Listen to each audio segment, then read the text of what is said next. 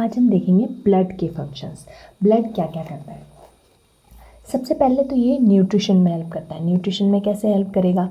Blood glucose, amino acid, lipids, vitamins, जो भी digestion और एब्जॉर्प्शन के बाद में जो न्यूट्रिएंट्स बनते हैं, उन सारी चीज़ों को पूरी बॉडी के पार्ट्स तक सप्लाई करने का काम ब्लड ही करता है।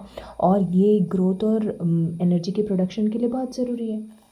फिर रेस्पिरेशन।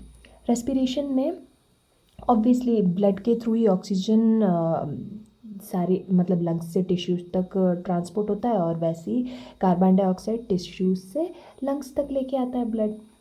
फिर एक्सक्रीशन। एक्सक्रीशन, अब टिश्यूज़ से जो भी वेस्ट प्रोडक्ट्स निकलता है वो भी तो जो एक्सक्रीटरी ऑर्गन्स हैं उन तक कौन पहुँचाएगा? ब्लड। फिर ट्रांसपोर्टेशन। अब ऑक्सीजन और कार्बन डाइऑक्साइड का ट्रांसपोर्टेशन तो हो ही गया, न्यूट्रिएंट्स का भी ट्रांसपोर्टेशन हो गया। उसके अलावा हार्मोन्स और एंजाइम्स जो होते हैं ये भी तो ब्लड के थ्रू ही ट्रांसपोर्ट होते हैं। फिर एसिड बेस का बैलेंस। अब जो हीमोग्लोबिन और प्लाज्मा प्रोटीन्स हैं ब्लड के अंदर, ये दोनों जो H+ आयन्स हैं, हाइड्रोजन आयन्स हैं, इनका बैलेंस बना के रखते हैं, जिससे एसिड बेस का बैलेंस बना हुआ रहता है। फिर बॉडी टेम्परेचर, ये सबसे इम्पॉर्टेंट फंक्शंस में से एक है, क्योंकि blood because of high specific heat of blood, यानी हमारा ब्लड थोड़ा सा गर्म है ना, इसकी वजह से ये जो हीट लॉस और हीट गेन होता है बॉडी का, थर्मो रेगुलेटरी सिस्टम है, उसको बैलेंस में रखता है, बॉडी टेम्परेचर को बैलेंस करके रखता है ब्लड। फिर स्टोरेज।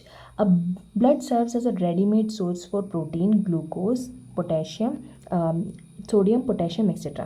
अब ब्लड में ऑलरेडी ये सारी चीज़ें होती है, क्योंकि ये न्यूट्रिशन इधर से उधर ट्रांसपोर्ट करता है। अब जैसे ही बॉडी में फ्लूइड लॉस हो जाए या फिर इलेक्ट्रोलाइट्स का लॉस हो जाए, तो ये और स्टारवेशन की कंडीशन आ जाए, यानी जब खाने पीने के लिए कुछ भी नहीं हो, तो उन कंडीशंस में टिश्यूज़ तक तो खाना पहुंचाना पड़ेगा, नहीं तो ऑर्गन्स की डेथ हो जाएगी।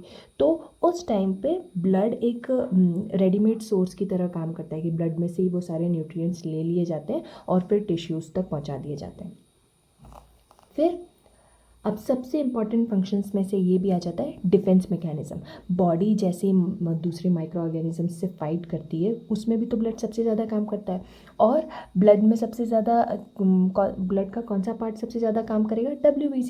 डब्ल्यूबीसीज में न्यूट्रोफिल्स, मोनोसाइट्स एनगल्फ कर लेंगे ऑर्गेनिज्म को, खा के डाइजेस्ट कर लेंगे। फिर जो लिम्फोसाइट्स है ये इम्यूनिटी में हेल्प करेंगी, और जो यूसिनोफिल्स हैं ये जो माइक्रो ऑर्गेनिजम्स ने जो टॉक्सिक सब्सटेंसेस छोड़ दिए हैं बॉडी में, उनको डिटॉक्सिफाई और डिस्ट्रॉय करने का काम करेगा।